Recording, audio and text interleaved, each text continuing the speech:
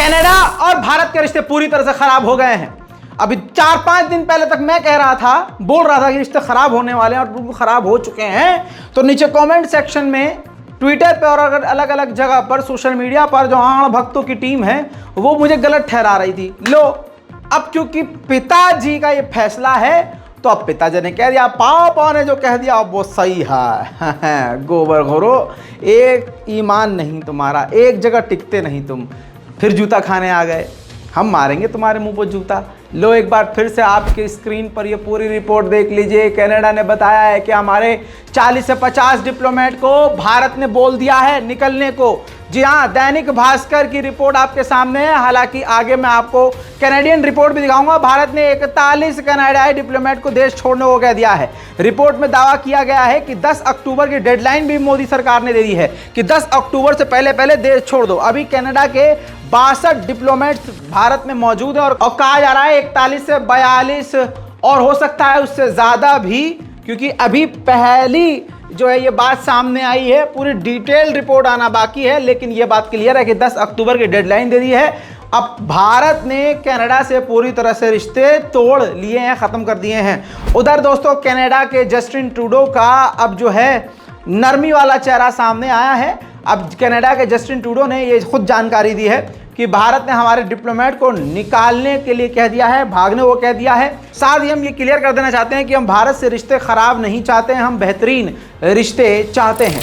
Justin Trudeau ने बिल्कुल जो मुद्दे वाली बात थी वो भी इस दौरान बोली। उन्होंने कहा कि कनाडा के बहुत सारी फैमिलीज़ हैं जो भारत में रहती हैं और भारत के बहुत सारे लोग हैं जो कनाडा में रहते हैं। सिर्फ उनके लिए हम चाहते हैं कि हम भारत से जुड़े रहें। कनाडा के तेवर में भले ही आप कह दीजिए कि नरमी आ गई है, लेकिन अमेरिका के तेवर में नरमी बिल्कुल नहीं है। कनाडा को लेकर फिर से भारत को कहा है बाइडेन गवर्नमेंट ने, अमेरिका ने, कि कैसे भी करके जो भी करिए आप, बस कनाडा की इन्वेस्टिगेशन में आप साथ दीजिए और आपको साथ देना होगा। आप समझ सकते हैं कि इस वक्त कनाडा तो नरम, लेकिन अमेरिका भारत के साथ सख्त हो रहा है। अब के बार ट्रंप सरकार, ट्रंप भी चला गया। अब 2024 से पहले मोदी जी आप बाइडेन के लिए भी वोट मांग लीजिए। ब्रिटेन में भी खालिस्तानी आंदोलन तेज हो गया है। बरतानिया में खालिस्तानियों ने भारत का झंडा लिया, हमारे देश का झंडा लिया, जमीन पे फेंका और उस पर गौमूत्र डाल दिया। और ब्रिटेन के प्रधानमंत्री ऋषि सुनक से कहा कि आओ और ये गौमूत्र पियो। जिसके बाद दोस्तों तस्वीरों में आप देख रहे हैं जो झंडा उठा के लेके जा रहा है वो भारतीय समर्थक है जो आकर अपने भारत का झंडा उठा कर ले गया। खैर, किसी भी देश के झंडे की इस तरह से तौहीन सरासर गलत है। अमेरिका और इजराइल के झंडे को छोड़ गए। उधर मेरे दोस्तों, आपने कल अगर भारत में रहने वाले हैं आप, तो दिल्ली तक झटके जो है दोपहर 2:55-54 पर जो है ख़तरनाक भूकंप के झटके देशवासियों ने महसूस किए थे। बताया जा रहा है भूकंप काफ़ी तगड़ा था। नेपाल में तो ये 6.2 तीव्रता का था, जिसमें जो हल्के फुल्के मकान थे वो पूरी तरह से बर्बाद हो गए। भूकंप में बड़ी तबाही नेपाल में मची है, जिस भूकंप की लर्जिश दिल्ली तक पहुंची थी। नेपाल से वीडियो।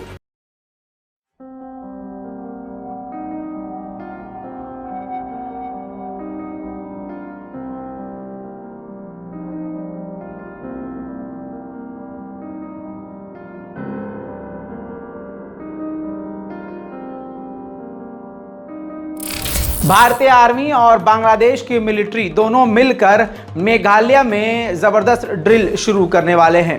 इंडियन एयरफोर्स के चीफ ने क्लियर कट ये बात मीडिया के सामने कह दी है कि हम अपने रडार सिस्टम को बढ़ाना चाहते हैं, हम अपनी पोस्ट को बढ़ाना चाहते हैं, इंटेलिजेंस को बढ़ाना चाहते हैं, इक्विपमेंट्स को बढ़ाना चाहते हैं, ताकि हम चाइना के अंदर तक नज़र रख सकें। यहाँ पर मैं मोदी जी का विकास बताना चाहूँगा।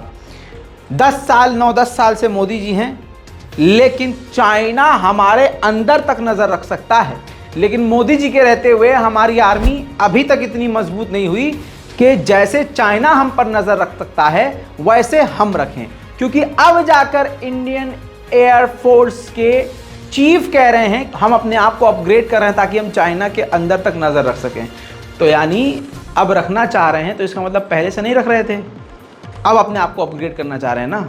तो 9-10 सालों में मोदी जी क्या कर रहे थे? वो लाल आंख भी किसके लिए है? सिर्फ भारत के मुसलमानों के लिए है। हद ये हो गई, अब तो रैलियों में मुसलमानों का बिना नाम लिए मुसलमानों को टारगेट कर रहे हैं। मेरे दोस्तों, आपको बताना चाहूँगा, पाकिस्तान ने आखिरकार सख्त कदम अफगानिस्तान के माइग्रेंट्स के लिए, शरणार्थियों के लिए उठा लिए हैं। 17 लाख अफगानी शरणार्थियों को सीधा सीधा कह दिया है कि पाकिस्तान जल्द से जल्द छोड़ दें। जी हाँ, कहा जा रहा है कि पाकिस्तान काफ़ी ज़्यादा अफगानियों से नाराज़ है, क्योंकि बहुत सारे अफगानी जो लोग हैं उनका पाकिस्तान के धमाकों और पाकिस्तान में हुए बड़े हमलों में हाथ है। पाकिस्तान की मिलिट्री ने क्लियर बता दिया है कि इन अफगानिस्तान के लोगों के पास, 17 लाख लोगों के पास खुद का कोई डॉक्यूमेंट नहीं है, ना पासपोर्ट है, कुछ भी नहीं है। इलीगल तरीके से ये पाकिस्तान में रह रहे हैं। 1 नवंबर तक की हमने डेडलाइन दे दी है। अगर ये 1 नवंबर तक नहीं गए तो हम इनको धक्के मारकर ज़बरदस्ती देश से निकाल देंगे। उधर दोस्तों, यूएन भड़क गया है पाकिस्तान के इस फैसले पर। यूएन ने सख्त नाराज़गी जताते हुए कहा है कि किसी भी नागरिक को, चाहे कहीं का देश का नागरिक हो, आप उसे ज़बरदस्ती नहीं निकाल सकते। खासकर अफगानिस्तान की सरजमीन के हालात अभी भी ठीक नहीं है। ऐसे में अफगानिस्तान के शरणार्थियों को ज़बरदस्ती निकालना पाकिस्तान की बहुत बड़ी गलती है। उधर अमेरिका का भी चेहरा सामने आ गया है। एक बार फिर से अमेरिका पाकिस्तान के आगे झुक रहा है, पाकिस्तान के लिए बाहें फैला रहा है। पाकिस्तान को खुला ऑफर अमेरिका ने दे दिया है कि आतंकवाद से लड़ने के लिए हम आपके साथ खड़े हैं। यही मैं आड़ भक्तों को समझाता हूं कि अमेरिका को अपना नाजायज़ बाप मानते हो और कहते हो कि भारत के साथ है। भारत के आगे झुकता है अमेरिका, भारत का बेस्ट फ्रेंड है अमेरिका, लेकिन देख लीजिए पाकिस्तान के लिए भी बाहें फैला रहा है आपका अब्बा। चुनाव करीब है पाकिस्तान में और अब नवाज शरीफ 4 साल बाद पाकिस्तान लौटने वाले हैं। लंदन से वो अबू धाबी पहुंचेंगे, अबू धाबी से फिर वो पाकिस्तान आएंगे। 4 साल बाद नवाज शरीफ अपने देश लौट रहे हैं और कहा यह जा रहा है कि टिकट बुक हो चुकी है। अफगानिस्तान की नेशनल रेसिस्टेंट फोर्स के हेड अहमद मसूद, जो तालिबान की विरोधी पार्टी है, तालिबान से लड़ने वाला अलग संगठन है, उसने अब हद पार कर दी। उसने तो क्लियर कट कह दिया कि तालिबान के खिलाफ कोई भी पार्टी से हम मदद लेने को तैयार हैं, किसी भी देश से मदद लेने को तैयार हैं। ये कहते हुए अहमद मसूद ने इजराइल का भी नाम ले लिया कि हम इजराइल से भी मदद लेने को तैयार हैं, क्योंकि ये तालिबान आतंकवाद है, अंधेरा है, इंसानियत के लिए बड़ा खतरा है। दोस्तों, उधर ऑस्ट्रेलिया से बड़ी खबर। ऑस्ट्रेलिया वाइल्ड फायर सामना कर रहा है, यानी जंगल में आग लग गई है और उसको कई घंटों से बुझाने की कोशिश की जा रही है, लेकिन आग अभी बेकाबू है।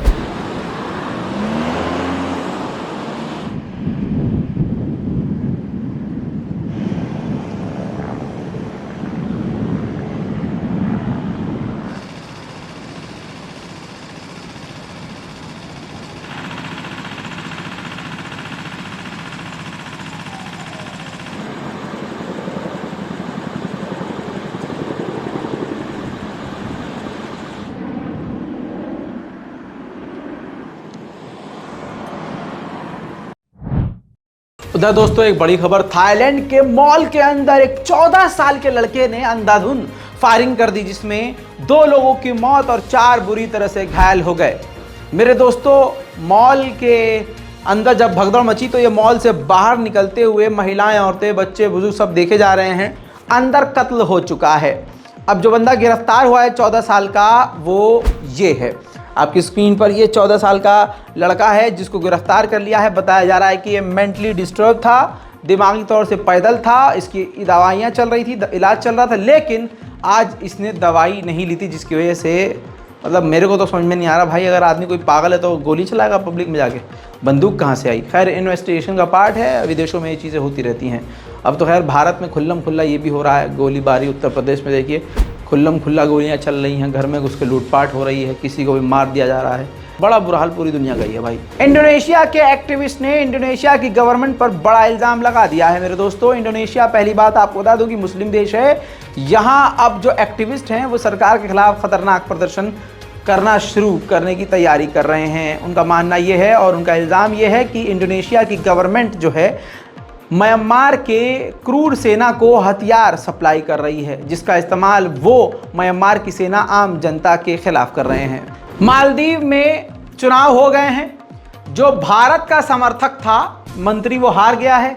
चीन और पाकिस्तान का समर्थक मोहम्मद मोइज़ू जीत गए हैं। जीतने के बाद पहली बार उन्होंने जो बात कही है वो भारत के लिए झटका है।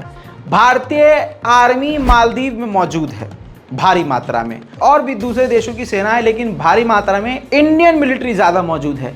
उन्होंने यानी मोहम्मद मोइज़ू ने जीतते ही सीधा सीधा कह दिया है बिना भारत का नाम लिए कि विदेशी सैनिक हमारे देश से जल्द निकल जाएं। दोस्तों, ये थी अंतर्राष्ट्रीय रिपोर्ट की सबसे बड़ी खबरें। अपनी आसान भाषा में आपके सामने पूरी रिपोर्ट पेश कर चुका हूं।